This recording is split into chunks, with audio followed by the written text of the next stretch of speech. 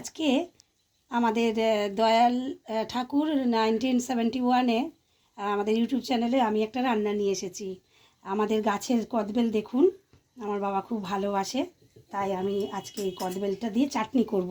এই যে ফাটিয়েছি, কিন্তু এই দুটো কদবেল রেখেছি আমি ধনেপাতা দিয়ে আর কাঁচা লঙ্কা দিয়ে মেখে খাবো। কদবেল ভালোবাসে না এরকম কেউ নেই। আপনারা যারা কদবেল ভালোবাসেন অবশ্যই কমেন্টস করবেন। আমি এই কদবেলটা এই যে এইভাবে নিয়ে আর এইভাবে তুলে নিয়ে আমি জল দিয়ে এই কদবেলের কাঠটা বার করে নেব।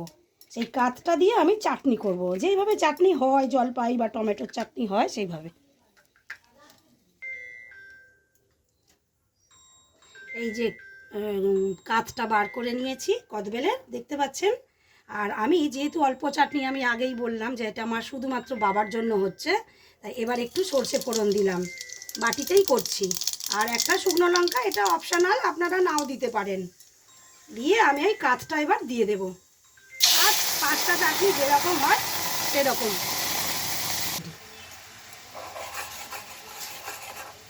এই কাঠটা ফুটছে, এবার আমি সামান্য একটু নুন দেব আর একটু চিনি দেব। এই যে চিনি দেব বন্ধুরা, চিনির মিষ্টিটা আপনারা বুঝে দেবেন, কারণ এটা আমাদের কদবেলটা না ভীষণ মিষ্টি, তাই অল্প চিনি দিলেও হয়ে যাবে। আমি চিনি দিয়ে ফুটিয়ে আর ঘন ঘন হয়ে গেলে নামিয়ে নেব। নমস্কার।